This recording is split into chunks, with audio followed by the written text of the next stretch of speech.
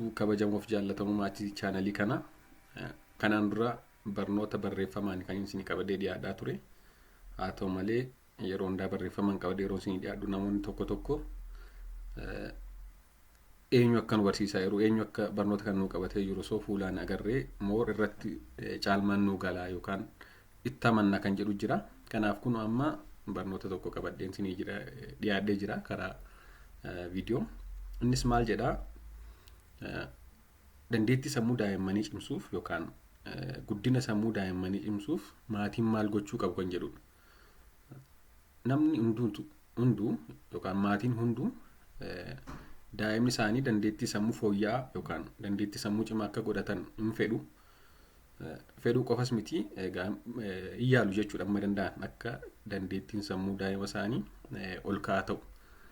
Haa ta'u malee dandeettii sammuu daa'imaa cimaa oomishuun wantoota adda addaa irratti hundaa'an ni jalqaban neecheriidha yookaan uumamaanii. Lammaffaan immoo dandeettiin wanta fooyya'uu danda'udha yookaan guddinni sammuu wanta fooyya'uu danda'udha jedhanii maatiin amanuu qabu. Akkasumas immoo irratti hojjechuu qabu. Akkasumas wantoota hedduu godhanii maatiin guddina sammuu daa'ima isaanii fooyyessuu danda'u jechuudha. Kanaafuu mee maatiin yoo maal godhan dandeettii sammuu daa'ima isaanii guddisuu danda'u kan jedhu akaasnu.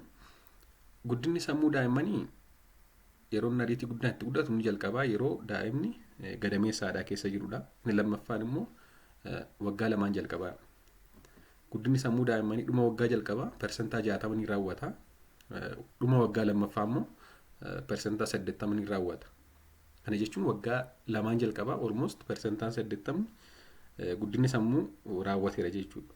Kanaaf gaariis ta'e hamaa yeroo kana wanti sammuu isaanii qunnamu guddina sammuu isaanii irratti dhiibbaa gaarii ta'es hamaa ta'es qabaachuu danda'a jechuudha. Akkaataa wanta isaan mudateen irratti hundaa'uudhaan. Sammuun yeroo guddataa deemu seelotni narvii kan ta'e yookaan gosa seelota narvii kan ta'e niiroon kan jedhamu baay'ataa deema. Haa ta'u malee baay'achuu niiroonii qofa osoo hin ta'in bakki isaan itti wal qabatan bakka niirooniin itti wal bira ga'anii ergaa walii dabarsan yookaan tokko qunnamee ergaa walii dabarsan yookaan saayinaapsi kan jedhamu. Akkasumas immoo wanti narvii cover godhu wanti narvii uffisu wanti maayiliin jedhamu yeroo nuti hedduminaan guddatu waggaa lamaan jalqabaadha jechuudha keessumaa. Kanaafuu guddina sammuu yeroo jennu wantoota lama irratti hundaa'a. Guddina sammuu jechuun egaa saayizii qofa osoo hin ta'in qabiyyee qofa osoo hin ta'in dandeettiidha kan inni amma kaasaa jiru. Saayiziin akka jirutti ta'e guddinni sammuu akka jirutti ta'e dandeettii sammuu dabaluu irrattidha. Dandeettiin wantoota lama irratti hundaa'a. Innis inni tokkoffaan bakka nervoonni itti wal qunnaman yookaan saayinaapsi kan jedhamu dabalaa deemudha. Bakka nervoonni itti wal qunnamanii ergaa walii dabarsan ammuma baay'ataa deeman dandeettiin sammuu daa'immanii cimaa deema yookaan dandeettiin sammuu dhala namaa dabalaa deema jechuudha. Akkasumas immoo wanti maayiliin jedhamu kan narvii uffisee qabu yookaan kan narviitti naanna'ee jiru akka ergaan sammuu keessa darbu ariitiidhaan narvii sana bira darbee gara biraa bira ga'uu taasisa jechuudha. Kanaafuu guddina sammuu yeroo inni tokkoffaan baay'ina saayinaapsii yookaan baay'ina bakka nervoonni itti wal qunnamanii akkasumas immoo nervoonni hagam maayiliin shiizii kanaan uffifamaniiru yookaan cover ta'aniiru kan jedhudha. Wantoonni kun egaa waggaa lamaan jalqabaa hedduu dabalu. Kanaafuu kanarrattidha kan bu'uura godhachuu qabnu jechuudha. Akka waliigalaatti daa'ima dandeettii sammuu cimaa fi olaanaa qabu guddisuuf wantoota armaan gadii gochuu qabu maatiin. Inni jalqabaan gadameessa itti daa'imni keessatti uumame yookaan gadameessa itti daa'imni keessatti uumamu dursanii daa'imaaf qopheessuu akkasumas immoo daa'imaaf gaarii akka ta'e taasisuu qabu jechuudha. Dursanis qofa osoo hin ta'in sammuun daa'imaa gadameessaadhaa keessatti uumama akkuma qaama daa'imaa kamii. Hedduun guddina sammuu daa'imaa immoo gadameessa keessatti raawwata. Kanaaf gadameessi itti daa'imni keessatti uumamee guddatu kan guddina sammuu daa'immaniif qophaa'aaf gaarii ta'e akka ta'u taasisudha. Yookaan start with a smart womb jedhaman kun gadameessa guddina sammuu daa'imaaf qophaa'aa ta'e qopheessanii daa'imni akka achi keessatti guddatu taasisuudha. Yeroo kamuu caalaa yeroo daa'imni gadameessa haadhaa keessatti uumamee kaasee hanga gaafa dhalatuutti kan jiru yookaan guyyaa daa'imni ulfaa'ee qabee hanga gaafa dhalatuutti kan jiru yeroo kamuu caalaa yeroo itti sammuun daa'imaa ariitii guddaan itti guddatudha. Jiini salgan jalqabaa jechuudha garaa haadhaa keessa ta'e. Kanaafuu yeroo kana wanti gaariis ta'e wanti hamaa daa'ima qunnamu wanti gaarii guddina sammuu daa'imaa sana ni cimsaa. Wanti hamaa immoo gadameessa haadhaa keessatti daa'ima qunname guddina sammuu daa'imaa ni miidha jechuudha. Fakkeenyaaf dhugaatii akka alkoolii, sigaaraa adda addaa tuutuu, qorichoota adda addaa kan daa'ima miidhuu danda'an fudhachuu, qorichoota adda addaas ta'e qorichoota karaa mana yaalaadhaan ajajaman jechuudha. Kanneen kun daa'ima miidhuu danda'u. Akkasumas immoo yeroo ulfaa yookaan yeroo daa'imni gadameessa haadhaa keessa jiru haati hanqina vaayitaaminootaa, hanqina elementoota adda addaa kanneen akka ayireenii, kaalshiyeemii, vaayitaaminota adda addaa godhatee taanaan guddina sammuu daa'imman irratti dhiibbaa mataa isaa qabaachuu danda'a. Kun egaa negatiiv saayidii isaa.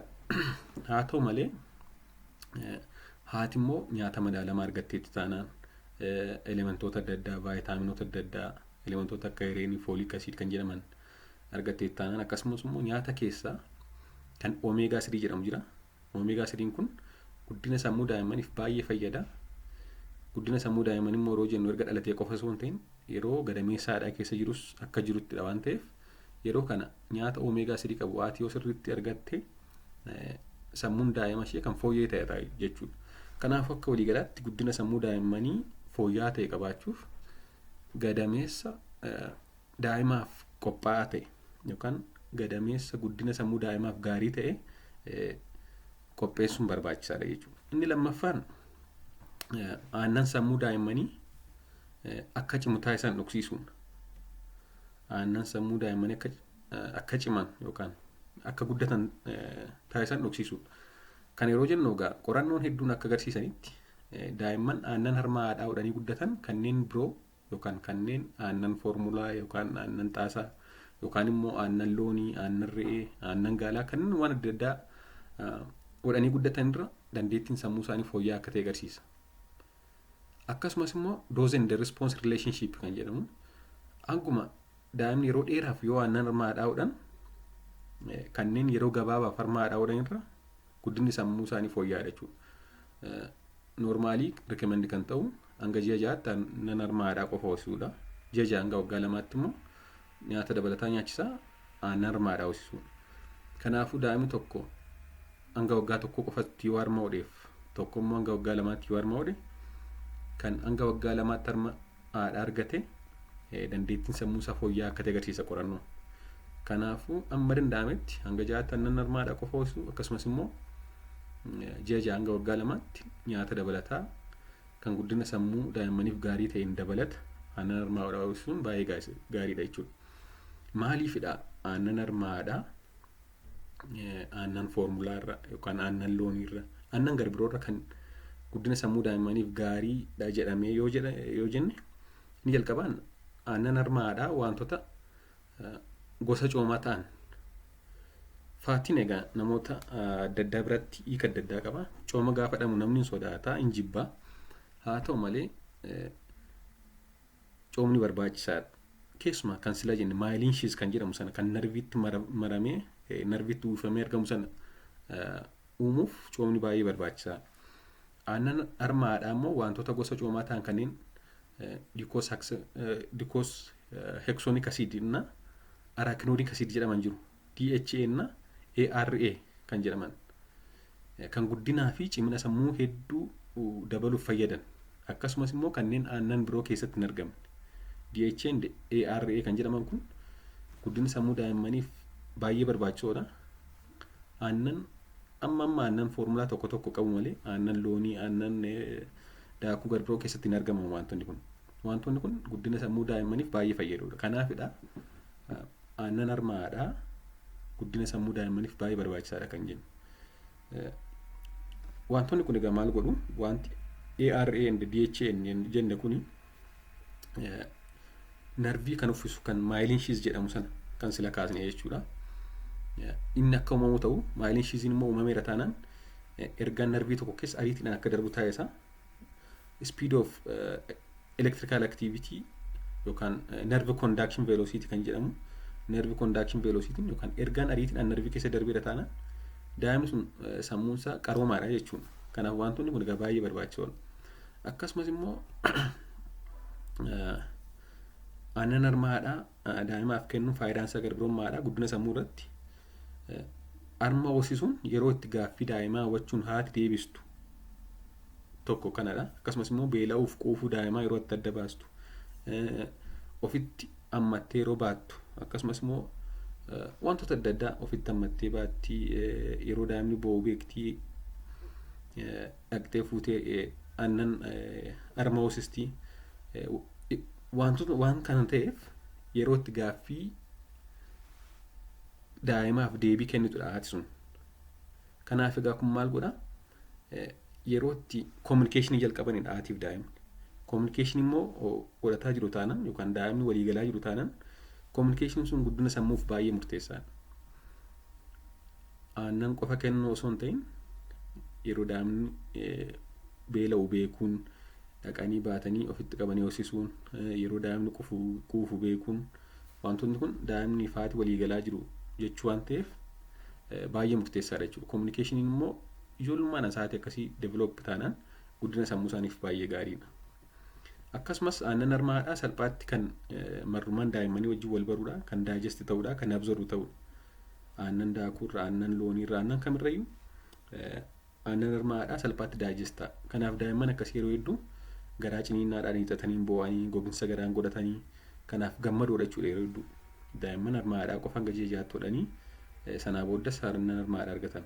Kanaaf daa'imman akkasii yeroo hedduu gammachuudhaan maatii wajjin dabarsu waan ta'eef guddina sammuu fi xiinsammuu isaaniif baay'ee gaariidha jechuudha. Kanaaf hanga danda'ametti aannan harma haadhaa hanga ji'a jahaatti hoosisuu akkasumas immoo hanga waggaa lamaatti tufuun baay'ee barbaachisaadha. Egaa hanga yoonaatti qabxii lama kaasneerraa ni jalqabaan gadameessa guddina sammuu daa'imaaf gaarii ta'e qopheessuudha. Ni lammaffaan immoo aannan guddina sammuu daa'imaa cimsu akka dhugan taasisuudha. Ni sadaffaan daa'imman sa'a dheeraa ciibsuu dhiisuun halqambaa fayyadamanii baachuu sosocho'u.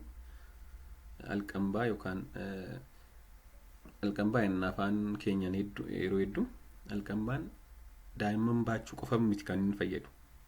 Faayidaa hedduu qaba. Daa'imman yeroo halqambaan baataman hedduun boo'anii akkasumas immoo yeroo dheeraan rafan kanneen kaanirra. Yoo calmanne daa'imman sirriitti ciibsaa oollee yeroo hedduu rafuu, yeroo hedduu ni boo'u waan adda addaan argan jechuudha. Daa'imman halqambaa keessa jiran quiet alertness and attentive stillness kan jedhamu jira. Hedduun boo'anii yeroo hedduu sirrafan. Kanaafuu quiet ta'anii tasgabbaa'anii naannoo isaanii ilaalu jechuudha. Yeroo dheeraa callisuun waan adda addaa naannoo isaanii jiru ilaalaa fi barachaa oolu. Kun ammoo guddina sammuu keessatti gahee mataa isaa taphata. Dabalataan waan hedduu fayyada halqambaan kanaan dura kophaatti hojjedheen ture barnoota kana ilaalchise. Tokko daa'ima baatanii hojii adda addaa hojjechuun ni danda'ama jechuudha halqambaa sanaan. Harki firii waan ta'eef daa'imni wayii dugdarra wayii karaa fuuldura jira waan ta'eef daa'ima baatanii hojii harkaa waan hedduu hojjechuu danda'ama. Yeroo nuti hojii harkaa waan adda addaa hojjennu immoo daa'imni naannoo isaa hubataa deema jechuudha. Naannoo isaa baraa deema. Kanaaf daa'ima akka isaan ciisanii turan taasisuurra halqambaa godhatanii yookaan beebii wiiriin jedhama kun ingiliffaanii godhatanii asiif achi sosocho'anii hojjechuun hojii sanas hojjechuuf hin gargaara. Daa'imnis immoo akka naannoo isaa baruu taasisa jechuudha. Inni arfaffaan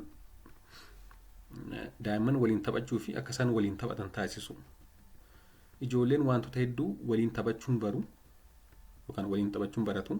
Keessumaa yeroo sammuun isaanii ariitiin guddataa jiru kanatti ijoolleen yeroo waliin taphatan yaada wal jijjiiru, waa furuu walirraa baru, waa uumuu, waa wal gargaaruu, waa wal mari'achuu akkasumas immoo kanneen kana fakkaatan taasisuun waan hedduu walirraa baru jechuudha. Kanaaf baay'ee fayyada daa'imman akka isaan waliin taphatan yookaan haasa'an taasisuun. Kun akkuma jirutti ta'ee televezyiinii ilaaluun, geemii adda addaa taphachuun kun immoo maal godhaa? Oppozitii negatiivii effektii qaba. Waliin taphachuun hedduu gaarii ta'e daa'imman taa'anii TV ilaalaa oolan, geemii adda addaa taphataa oolan dandeettiin dubbachuu isaanii, dandeettiin afaan dubbachuu isaanii booddeetti hafaa ta'a. Akkasumas immoo akka waliigalaatti hin furdatu yookaan yeroo hedduu dhibee furdinaan kan ka'e gara boodaatti egaa furdinni waan hedduu fidaa, sukkaaraa fidaa, dhiibbaa dhiigaa fidaa, wantoota adda addaa fidaa waan ta'eef amma danda'ametti akka isaan televezyiinii fi geemii adda addaa ilaalaa nu walli taasisu. Kana malees immoo yeroo hedduu daa'imman TV fi geemii adda addaa taphataa oolan, TV ilaalaa oolan dandeettiin yaaduu fi yaadachuu isaanii akkasumas immoo dandeettiin guddina walitti dhufeenya hawaasummaa isaanii gadi bu'aadha jechuudha. Kanneen kaanirra qorannoon akkasitti agarsiisa. Akka waliigalaatti umurii waggaa 2 gaditti diijitaal miidiyaa TV dabalatee geemii adda addaa dabalatee ilaaluun gaarii akka hin taane kaasa. Ameerikaan Academy of Pediatrics kan jedhamu kan dhimma daa'imman irratti waan hedduu maxxansu jechuudha. Waggaa 2 gadi ijoolleen geemii taphachuu hin qabanii, TVs ilaaluu hin qaban. Yeroo hedduu TV ilaalaa oolanii guddina afaan isaanii booddeetti hafaa, dafanii dubbatanii waan isaan jedhan hin dhageenyu, dafanii aaruu baay'ee boo'u, waan hedduu agarsiisu jechuudha. Ijoolleen yeroo dheeraa TV ilaalaa oolaniif geemii adda addaa taphataa oolan. Kan waggaa 2 gadi TV ilaaluu hin qaban erga jennee daa'imman umurii waggaa 2 hanga waggaa 5 immoo guyyaatti sa'a tokko ilaaluu danda'u. Haa ta'u malee sa'a tokko caaluu hin qabu. Akkasumas immoo qophii daa'imman barsiisuuf bashannansiisuu qofa ta'uu qaba kan isaan ilaaluu qaban. Sababni isaas wantoota achirraa ilaalan beeksisa adda addaa dabalatee akka waan dhugaa ta'eetti waan yaadaniif rakkoo amalaa godhachuu danda'u. Kanaaf daa'imman waggaa 2 gadi TV ilaalanii 2 hanga waggaa 5tti sa'a tokko qofaaf ilaalu. Innis immoo wanta daa'ima barsiisuu fi bashannansiisuu ta'uu qaba jechuudha. Qophiiwwan elektirooniksiin dhiyaatan daa'imman bashannansiisan kanas akkasumas barsiisan kanas namni adda addaa itti hirmaatee yoo taa'ee waliin ilaale akkasumas immoo sa'a gabaabaa qofaaf sa'a tokko qofaaf yoo ilaalanii sanaa booddee kanarraa maal baratte kun maal sitti agarsiisa gaaffii adda addaa achirraa ilaalan sana gaafachuun gaariidha jechuudha. Tapha waliin yookaan gurmuun taphachuun daa'imman walitti dhufeenya hawaasummaa, wal gaafachuu, wal gargaaruu, yaada wal jijjiiruu, dandeettiin yaaduu isaanii waan dabaluuf baay'ee gaariidha. Kanaaf amma danda'ametti daa'imman akka waliin taphatan heeyyamuun yookaan taasisuun. Inni 5ffaan daa'imman dhaggeeffachuu fi walitti dhufeenya gaarii qabaachuu. Maatiin daa'imman isaanii dhaggeeffachuu qabu akkasumas immoo walitti dhufeenya gaarii daa'imman isaanii waliin qabaachuu qabu. Waliin taphachuu qofa osoo hin ta'in gaaffii fi fedha daa'immanii dhaggeeffatanii hubachuun gaaffii fedha daa'immanii dhaggeeffatanii deebisuu fi guddina sammuu isaanii irratti baay'ee faayidaa qaba jechuudha. Yeroo itti tole yookaan gaariidha yeroo jennu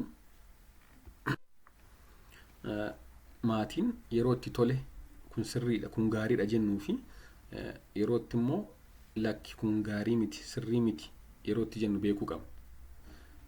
Daa'imman waan hedduu gaafatu maatii waan margan waan dubbatu hin gaafatu. Yeroo itti okay yookaan eshi yookaan tole yookaan waan itti gaariidha sirriidha yeroo jennuu fi lakki akkas miti kun sirrii miti kun akkasidha yeroo itti jennu beekuu qabna jechuudha.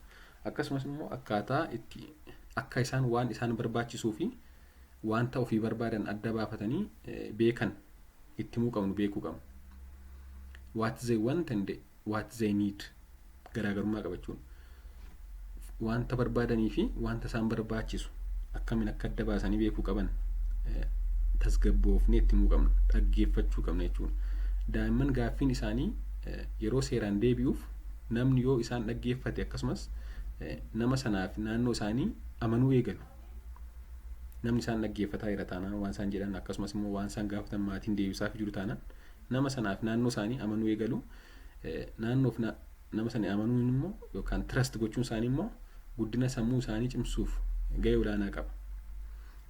Daa'imni kunuunsa gaarii argatee fi walitti dhufeenya gaarii maatii waliin qabu dandeettiin yaaduu isaa kanneen kaan irra fooyya'aa akka ta'e agarsiisa qorannoon hedduun. Kanaaf amma danda'ametti daa'imman dhaggeeffachuu, fedhii isaaniif deebisuu akkasumas immoo walitti dhufeenya gaarii qabaachuun baay'ee gaariidha.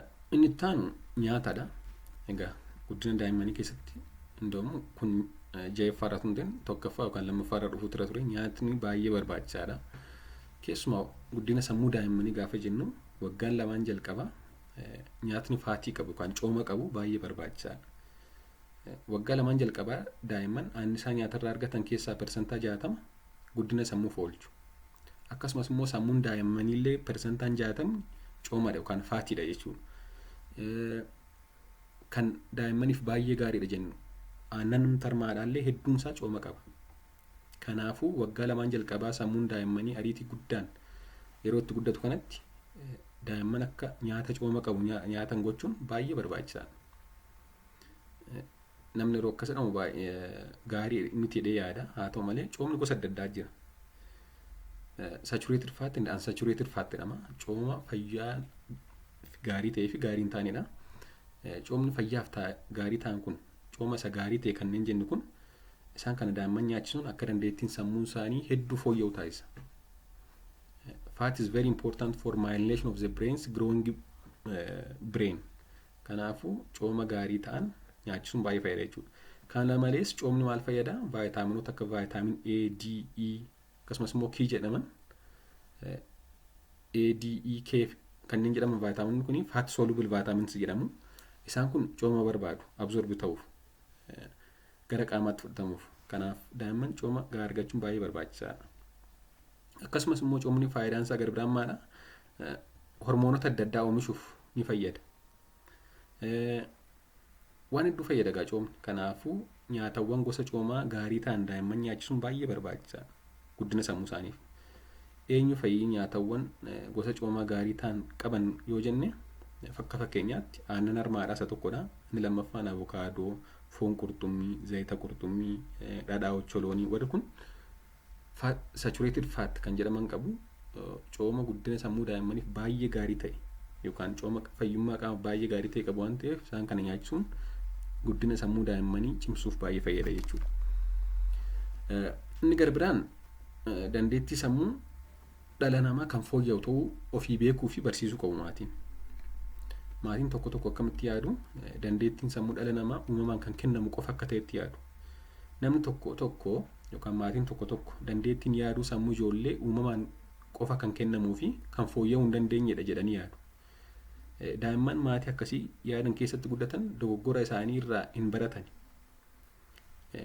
Dandeettiin uumamaan kennama waan jedhamaniif dogoggora isaanii irraa hin baratanii akkasumas immoo carraa isaan barnootaan of jijjiiruu yaaduu xiqqaadha. Osoo dandeettiin uumama qofaan kennama ta'e barnootaan baay'ee of jijjiiruu kufanii ka'anii of jijjiiruu yaaduun hin fayyadu jechuudha. Kanaafuu maatiin jalqaba dandeettiin yaaduu kan dandeettiin sammuu dhala namaa kan fooyya'u ta'uu ofii beekanii daa'immanis akkasitti barsiisuu qabu jechuudha. Maatiin ijoollee isaanii dandeettiin uumaa qofaan kan kennamu akka hin taanee fi fooyya'uu akka danda'u barsiisuu qabu. Kunis wanta cimaa ta'e tokko jireenya isaanii keessatti isaan quunnamu barnoota isaa ta'uu waan biraa furuuf akka isaan tattaafatan akka isaan irra deddeebi'anii yaalan taasisa. Barnootaan of fooyyessuu akka isaan yaadanis taasisa jechuudha. Hin fooyya'u jennee yoo dandeettiin sammuu yaaduu hin fooyya'u jennee daa'imman barsiisnaan daa'imman wanta cimaa ta'e furuu hin yaadanii uumamaan baqqaanii dadhabaadhaan of amansiisu. Kun immoo akka dandeettiin sammuu isaanii hin guddanne taasisa waan ta'eef guddinni sammuu kan fooyya'uu danda'uu fi kan cimuu danda'u akka ta'e maatiin ofii beekanii daa'imman isaanii amansiisuu qabu jechuudha. Inni gara biraan sosochii qaamaa taasisuudha. Sosochii qaamaa jechuun exercise taasisuun baay'ee gaariidha daa'immaniif isaa ta'e nama gurguddaaf. Sosochii qaamaa akka taasisan gochuun yeroo sosochii qaamaa taasisan dhiigni baay'inaan gara sammuu waan deemuuf sammuun ijoollee akka guddatu ni taasisa jedha qorannoo. Ijoolleen exercise godhan asii achi fiiganii taphatan dhiigni gara sammuu waan deemuuf guddinni sammuu akka fooyya'u taasisa jedha. Kunis booda dandeettiin waa barachuu isaanii akka dabalu ni taasisa jedhama. Inni gara biraan kitaaba waliin dubbisuu fi waliin haasa'uudha. Yeroo kitaaba dubbisan yookaan yeroo daa'immaniif kitaaba dubbisnu gaaffii gaafachaa yaada isaanii akka ibsatan gochuu qaba. Waliin dubbisuudha malee daa'immaniif kitaaba dubbisuu miti. Waliin dubbisuun waa dubbisnee fi maalirraa barattee kun maal akkas ta'e achirra gaaffii adda addaa gaafachuu qabna jechuudha. Kun baay'ee barbaachisaadha guddina sammuu daa'immaniif. Inni gara biraan ba'anii addunyaa naannoo isaanii akka ilaalan taasisuu qabu maatiin. Environment naannoo isaanii explore akka godhan akka ilaalan taasisuu qabu jechuudha. Kun guddina sammuu yeroo ijoollummaa ni cimsa. Guddinni sammuu yeroo ijoollummaa cimnaan immoo gara fuulduraatti daa'imman akkasii dandeettii cimoo akka qabaatan taasisa jechuudha. Inni kaan wanta isaanitti ulfaate yeroo daa'imman furuuf irra deddeebanii waa yaalan jajjabeessuu qabu maatiin. Ta'uu adda addaallee haa ta'u yeroo wanti cime tokko yookaan hojii manaallee haa ta'u yeroo daa'imman furuuf dhama'an yookaan irra deddeebanii yaalan ofirraa fuunee hojii mana hojjechuuf osoo hin ta'in ofirraa fuunee waa dalaguuf osoo hin ta'in yeroo isaan waa furuuf yookaan waa dalaguuf irra deddeebi'anii yaalan jajjabeessuu qabu. Ofii isaanii akka furaniif kun dandeettii sammuu isaanii akka cimu taasisa jechuudha. Inni gara biraan wantoota irraa baay'ee ittisuu dhiisuun to'achuu. Maatiin tokko daa'imni hin miidhama jedhanii waan hundumarraa ittisu akka isaan waa yaallee taasisu jechuudha. Kanaafuu akka daa'imni of hin miine eeguudha malee gaheen maatii akka daa'imni waa yaalle hin sosochoone taasisuun gaarii miti. Daa'imman waa yaaluun baratu waan ta'eef of miidhaan kufa yookaan waa ta'a jedhanii waan hundumarraa ittisuun guddina sammuu isaa irratti effektii qaba. Inni gara biraan faaruu adda addaa yookaan muuziqaa adda addaa barsiisuuf akka isaan dhaggeeffatan taasisuun. Kanaan dura barnoota ta'e hojjedheen ture. Faaruun yookaan muuziqaan guddina sammuu akka baay'ee cimsu qorannoo hedduus agarsiisu ni fayyadas jechuudha. Akka waliigalaatti qabxiilee 14 akkaataa itti maatiin dandeettii sammuu daa'immanii cimsan kan hin qabadhee jiru kanumadha. Gaaffiif yaada qabaannaan koomentii jala naa kaa'a. Waan dhaggeeffattaniif hedduu galatoomaa. Sabiskiraayib gochuun dagatinaa. Waan hedduu waa'ee daa'immanii waliin baranna. Guddina daa'immanii, fayyaa daa'immanii, sirna nyaataa daa'immanii namoota daa'imman qabanis affeera. Akka isaan maatii ta'anii waan hedduu irraa baratan galatoomaa turtii gaarii.